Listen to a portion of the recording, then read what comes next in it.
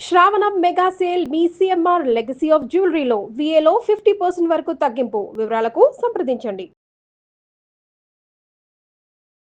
నమస్తే రమగారు. నమస్తే జయ. రమగారు, పూజలు, వ్రతాలు, నోములు, పర్వదినాలు వీటికి సంబంధించి నియమాలు ఏంటి? ఎలా పాటించాలి? ఆ రోజు ఎలాంటి నైవేద్యం పెట్టుకోవాలి? అమ్మవారినో లేదా స్వామివారినో ఎలా అలంకరించుకోవాలి? మనం ఎలా ఉండాలి? ఇలాంటి విషయాలు ప్రతి పండుగకి మీలాంటి వారందరితో మనం మాట్లాడిస్తూనే ఉన్నాము. అందరికీ యూట్యూబ్ ఆన్ చేస్తే ఏదైనా ఒక పండుగ వస్తుందంటే ఇలాంటి విషయాలే, ఇది చెయ్యాలి, ఇది చెయ్యాలి, ఇలా చేయాలని. పరిస్థితి ఎట్లా అయిపోయిందంటే ఇది చెయ్యకూడదు, అసలు ఇట్లా చెయ్యమాకండి, ఇది తప్పు అని చెప్పాల్సిన పరిస్థితికి వచ్చేసాం. అసలు ఒక నియము, ఒక పద్ధతి అంటే మోడర్న్గా ఉండటం అనేది పూజల్లో కూడానా, వ్రతాల్లో కూడానా? ఎక్కడికి తీసుకెళ్తున్నాము? ఏం అర్థం కావట్లేదు. ఇంక నీకు పూజా వ్రతం ఎందుకు? అవి మానేయచ్చుగా. అంత మోడర్న్ అయితే పూజలు వ్రతాలు హాయిగా మానేయచ్చు. ఇవి మోడర్న్ గా ఉండే వాళ్ళకి కాదు కదమ్మా, సనాతన సాంప్రదాయం కదా. మీరేమో నవీన సంప్రదాయాల్లో ఉన్నారు. మీరు అసలు సంప్రదాయం లేదు, నవీనత్వమే ఉంది. మరి ఇప్పుడు పాత పద్ధతులైన వాటిని మీరు ఎందుకు చేయాలి అనేది ఎవరికి వాళ్ళు ఆలోచించుకోవాలి చేయాలి. ఇప్పుడు ఏదైనా పండగ గురించి మాట్లాడామనుకో, నువ్వు గమనించు, అందరూ గమనించుకోవచ్చు. ఇది కామెంట్స్లో ఇది కూడా మాకు తెలీదా, మీరు చెప్పాలా ఏంటి, ప్రతి పండక్కి మీ గోలా, మీరేం మాకు తెలీదా, మాకు తెలీదా, అవును రమ్మగారు అని రాస్తారు. తెలీదా అంటే ఏం తెలుస్తోంది? ఇప్పుడు కొందరిళ్లలో తెలుస్తాయి, కొంతమందికి తెలుసు, కొంతమందికి తెలీదు, కొంతమందికి ఎవడో విపరీతంగా తెలుసు, అదేదో చెయ్యాలి, దీనికి ముందు ఇది ఉండాలి అనే నియమాలు లేవు. వింత పోకళ్ళు, తలంటి పోసుకోవాలా, పోసుకోకూడదా, ఈరోజు అది చేయచ్చా, అది చేయచ్చా, ఓ అడుగుతూనే ఉంటారు. ప్రసాదం ముందు పెట్టాలా, హారతి తర్వాత ఇవ్వాలా, ఏదో అడుగుతారు. ఇవన్నీ ఉన్నాయి. వీటితో పాటు వెర్రెక్కిపోవటం ఏంటంటే ఈ సోషల్ మీడియా నిండా ఇప్పుడు మనం అందులోనే ఉన్నాం. గొంగట్లో కూర్చుని పెరుగన్నం తింటూ వెంట్రుకలు ఏరుకోకూడదు. దాని నిండా అదే గొంగడ అంటేనే. ఇప్పుడు ఈ సామెత చెప్తానా ప్రతిసారి, అంటే ఏమిటి ఆలోచించట్లేదు జనాలు. గొంగళి అంటే వెంట్రుకలతో నేసిన వస్త్రం. అవును, వెంట్రుకలే దాని నిండా ప్యూర్. అందులో కూర్చొని నువ్వు పెరుగన్నం కలిపావు, కలపంగానే అయ్యిందా మొత్తం వెంట్రుకలేనా? మరి నువ్వు ముద్దకి వెంట్రుకలు ఏరుకుంటానంటే ఎట్లా? మనం చేసేదే అది, కానీ కొన్ని చెప్పాల్సే వస్తుంది. అంతే కదా రమ్మగారు. ప్రతి ఒక్కరు ఎవరికి వాళ్ళు మనకెందుకులైనా ఊరుకునే పరిస్థితి కాదు కదా. కాదు, ఇప్పుడు మీరు భ్రష్టు పట్టించేస్తే ఎట్లాగా సంప్రదాయాన్ని? ఎక్కడికో పోతుంటే ఎలాగమ్మా? మరి ఇప్పుడు మనం చూస్తామా ఏంటో, వాళ్ళ ఇళ్లలో ప్రతిసారి చెప్తాం మీ ఇంట్లో లేకపోతే చెయ్యొద్దు, మీ ఇంట్లో ఉంటే చెయ్యండి ఒకటి. రెండోది, పోనీ ఎవరినైనా గురువు గారినో ఎవరో ఒక పెద్దవారినో ఆశ్రయించి వారు చెప్పిన మాట విని వాళ్ళు చెప్పిన రకంగా పద్ధతి ఏటా అదే చేసుకోండి. రెండోది. మూడోది ఏం చెప్తున్నాం, ఈ ఏడాది ఒక వేషం, వచ్చే ఏడాది ఇంకో పిచ్చి వేషం వేయద్దు, వేరే వేరే రాష్ట్రాలు వేసినట్టు ధూపాలు వేయండి, నాట్యాలు చేయండి, అలాంటివి చెప్తున్నామా? ఇది సంప్రదాయం కాదు, మనది కాదు, మన ప్రాంతాలది కానిది చేయకూడదు. అట్లా పూజల్లో మీరు ఈ ఫ్యాషన్ని చొరపరచద్దు. ప్రత్యేకమైన వస్త్రధారణ అనేది చెప్పడం జరిగింది రమ్మగారు. ఎందుకు లేదు, సంప్రదాయ వస్త్రం. ఎప్పుడు మిమ్మల్ని ఒక క్వశ్చన్ అడగాలనుకుంటానండి. ఆలయాలకి దర్శనానికి వెళ్ళేటప్పుడు కానీ ఇంట్లో ప్రత్యేకమైన పూజలు చేసేటప్పుడు పట్టు వస్త్రాలే ఎందుకు కట్టుకుంటాం రమ్మగారు? ఎందుకంటే అవి పవిత్రమైనవిగా భావిస్తామమ్మా. వాటికి తడి పొడి మట్టి అంటదు, అందుకని పట్టు వస్త్రాలు చెప్తారు. లేదా ఉతికి ఆరేసిన బట్టలు, మడికి పనికొస్తాయి పట్టు బట్టలు. అది పత్తితో నేసినవి కాదు కదా. అవునులేండి, పట్టు అనేసరి కల్లా కాటన్ కాదు, అందుకని సిల్క్ కదా, అది పురుగు నుంచి వస్తుంది, అందుకు అది మంచిది, మడికి పనికొస్తుందని. ఓకే. ఇప్పుడు మీరు శుద్ధంగా అంటే చాలా మంది అడుగుతారు, భోజనం చేశాక ఇప్పుడు మనం ఏదో పార్టీకి వెళ్ళాం, భోజనం చేసాం, ఆ చీరని సాయంత్రం వచ్చాక మడత పెట్టి లోపల పెట్టాం. ఆ చీర పనికిరాదు దేవాలయానికి వెళ్ళడానికి. నువ్వు అన్నం తింటావు కదా ఆ చీరతోటి, దాని మీద ఒక టమాటా సాసో, ఒక మెతుకో, ఒక కొబ్బరి ముక్కో, ఏదో ఒకటి పులుసో, సాంబార్ తింటారు, రసాలు తాగుతారు, సూపులు తాగుతాం. ఓడి రాపైనా పడుతుందా? పడతా?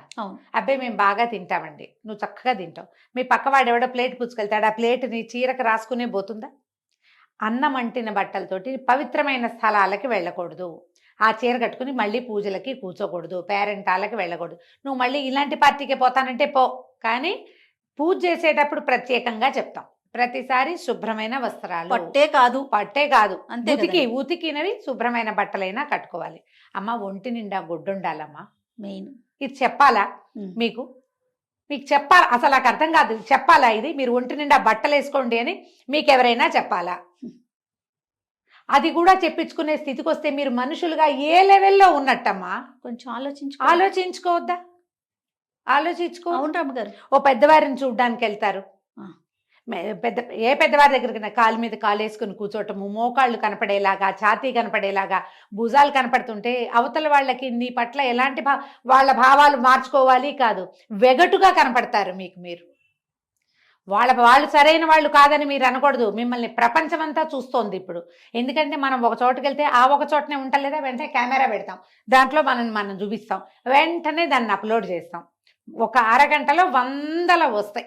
నువ్వు ఆ బట్టలు వేసుకున్నావేంటి, జుట్టు అట్లా ఎందుకు విరబోసుకున్నావు, ఆ వస్తువులు పెట్టుకున్నావేంటి, పెద్దాల దగ్గరికి వెళ్ళేటప్పుడు బాగా వెళ్ళొద్దా, గుళ్ళోకి ఇలాంటి బట్టలు వేసుకెళ్తావా, పరిస్థితి అలా అడిగితే నీ బుద్ధి మార్చుకోండి, మీ బుద్ధులు సరైనవి కాదు, మీరే సరిగ్గా, వాళ్ళు సరిగ్గా లేరా, నువ్వు ఉన్నావా సరిగ్గా, నీ లోపల ఒక ప్రశ్న ఉందా, అసలు నీకు ఉందా? అలా చేయకూడదు అనే భావన కూడా రావట్లేదు. సమస్య అది.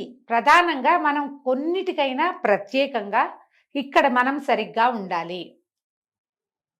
సరిగ్గా అంటే వాట్ ఈజ్ సరిగ్గా, ఇతరులకి మన పట్ల ఆకర్షణో లేకపోతే వాళ్ళు మళ్ళీ చూసే విధంగానో మనం ఉండకూడదు.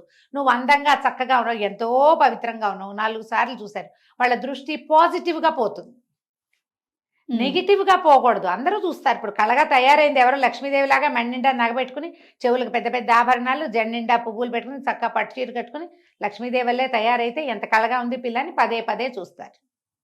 అది ప్లస్.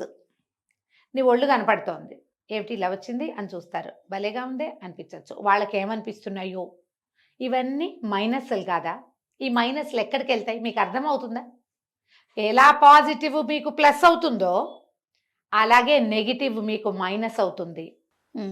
ఇది వాళ్ళెవరి బుద్ధో వాళ్ళెవరిదో కాదు, మీదే. అది నీకు దిష్టి తగలదా? మరి ఖచ్చితంగా అనుకుంటాం కదా. మొదటి దిష్టి, రెండోదైనా బాగున్నారన్న దిష్టే, ఓగున్నారన్న దిష్టే కదా. మీ ఆర అంతా ఛిద్రమైపోతుంది కదా, మీకు ఉండాల్సినంత వెలుగుండదు, మీరు వెళ్ళాల్సినంత ముందుకెళ్ళలేకపోతారు, మీకు రకరకాల ఇష్యూస్ వస్తాయి, సమస్యలు వస్తాయి. ఎందుకు దాంట్లోకి వెళ్తారు? ఇప్పుడు అందరూ చిన్న బట్టలు వేసుకునే గుంపులో పోయారు, పోండి హాయిగా మీ ఇష్టం, ఆ వెళ్ళే ప్లేసెస్ కి వెళ్ళండి. అందరూ అలా వెళ్తారు. అక్కడ ఆడ్మెన్ అవుట్ లాగా నువ్వు చీర కట్టుకుని వెళ్ళు, నగేసుకెళ్ళని ఎవడో చెప్పడు. మరి కానీ నువ్వు సరిగ్గా ప్రవర్తించవలసిన చోట సరిగ్గా ప్రవర్తించమని నీకు ఒకళ్ళు చెప్పాలా? నా క్వశ్చన్ అదే. ఎవరికైనా సరే, అంతే కదా, ఎవరికైనా. అందరూ కింద కూర్చుని తింటున్నారు, నువ్వు ఒక్కదానివే లేదా నువ్వు ఒక్కడివే ఓ టేబుల్ వేసుకుని ఉంటే నువ్వు ఎలా నీకు ఏమిటి వీళ్ళలో కూర్చోక నేను ఇలా కూర్చున్నాను అనిపిస్తుందా? ఖచ్చితంగా అనిపించాలి. అలాంటి భావాలేమ్మా ఇవి కూడా. ఇవేం విపరీత భావాలు అనుకోవద్దు. ఇది ఒకటి. వస్త్రధారణ సంగతి ఒకటి పక్కన పెడితే, వస్త్రధారణ ఒకటైతే, ఇప్పుడు ఇటీవల చూస్తున్నది ఏంటంటే, ఏదైనా పూజ అనగానే పెద్ద మండపం, బోలెడన్ని పువ్వులు, విపరీతమైన అలంకారము, ఏమిటేమిటో. అదే ఈ సంవత్సరం చేసింది నెక్స్ట్ ఇయర్ చేయకూడదు, వాళ్ళు పెట్టింది మనం పెట్టకూడదు, వాళ్ళ జేజు కంటే మన జేజు పెద్దదిగా ఉండాలి, ఈ సంవత్సరం చేసిందే వచ్చే సంవత్సరం చేయటానికి వీలు లేదు అసలు. అమ్మా నాన్నని కూడా మార్చేస్తారో ఏంటో కొన్నాళ్ళు పైకి. లాస్ట్ ఇయర్ ఇదే అమ్మా నాన్న, ఈ ఏడాది కూడా ఈ అమ్మా నాన్న ఉంటే ఎట్లా? మార్చుకోవాలి. అట్లాంటి ఆలోచనలు వచ్చేస్తాయేమో, కొన్నాళ్ళకి వస్తాయి. దేవుళ్ళని మారుస్తారు, అలంకారాలు మారుస్తారు, పద్ధతులు మారుస్తారు, ప్రసాదాలు కొనుక్కొస్తారు. ఏంటమ్మా ప్రసాదం కొనుక్కు రావటం? అవును రమ్ గారు.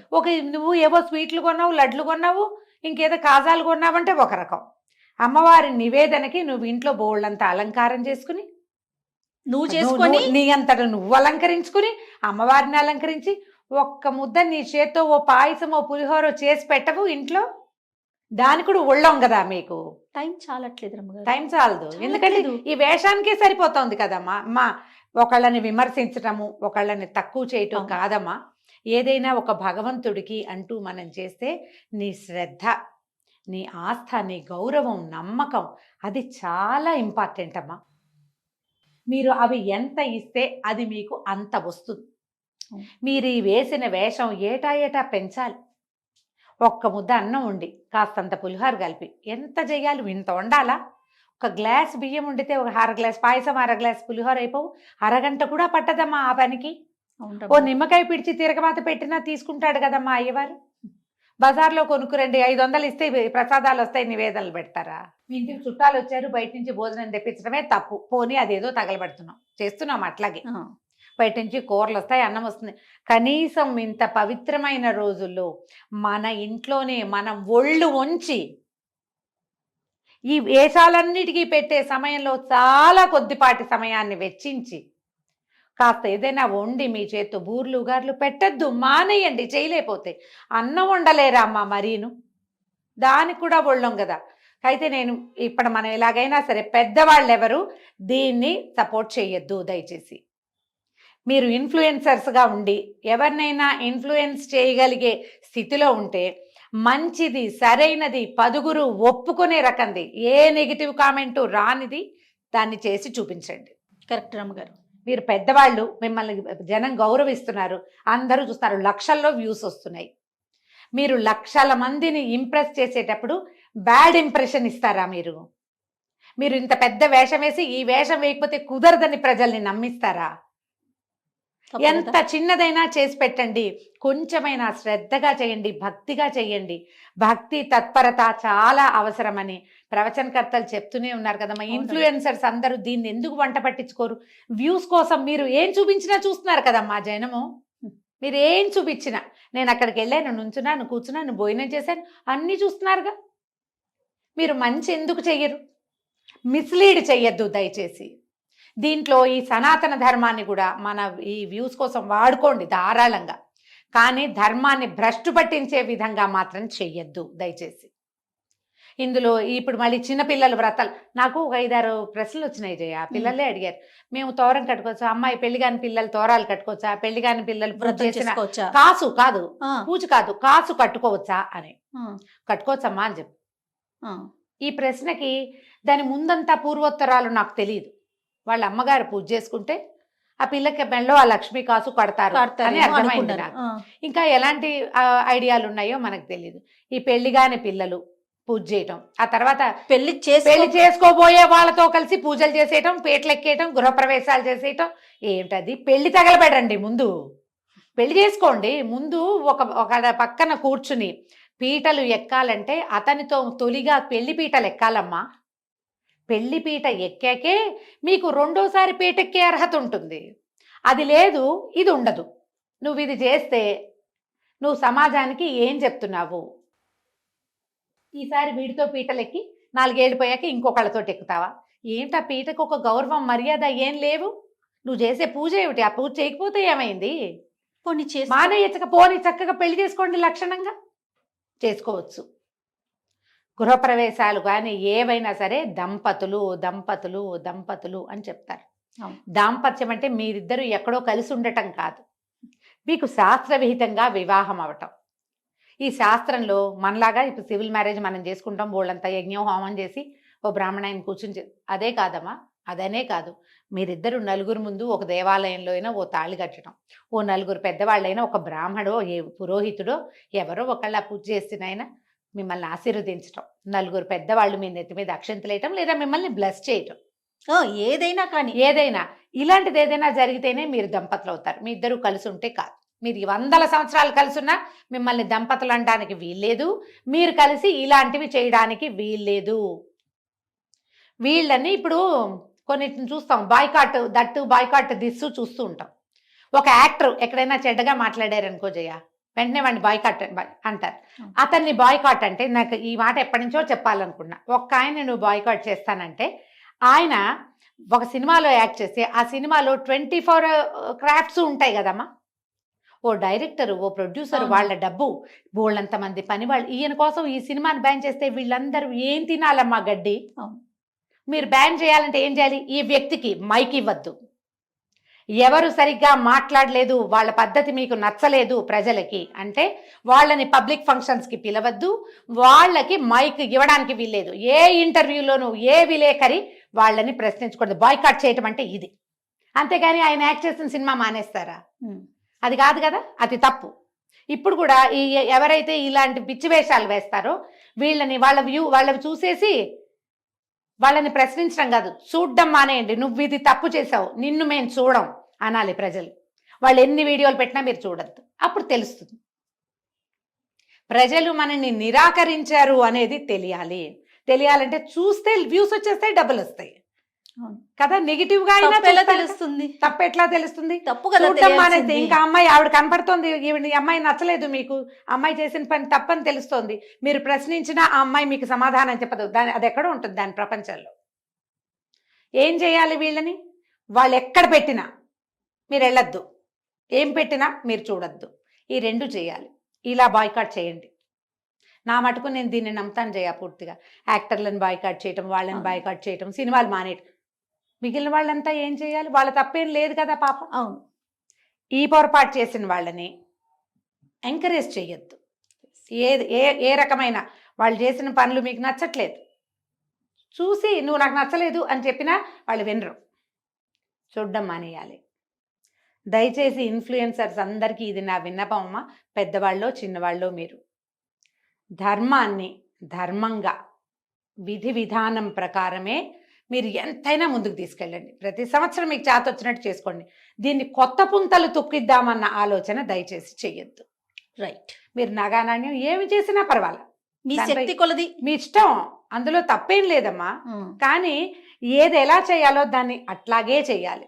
దాంట్లో మీదైన శైలిని పెట్టద్దు. ఆ పొరపాటు దానివల్ల ఏమవుతుందంటే మీ ముందు తరాలకి ఇవాళది మన కడుపు నిండిపోతుందేమో, ముందుకు ఎలా వెళ్తాం మనం? మన పిల్లలు ఏం నేర్చుకుంటారు దీని నుంచి? అంతే కదా. అది ఆలోచించండి దయచేసి. నమస్తే. నమస్తే.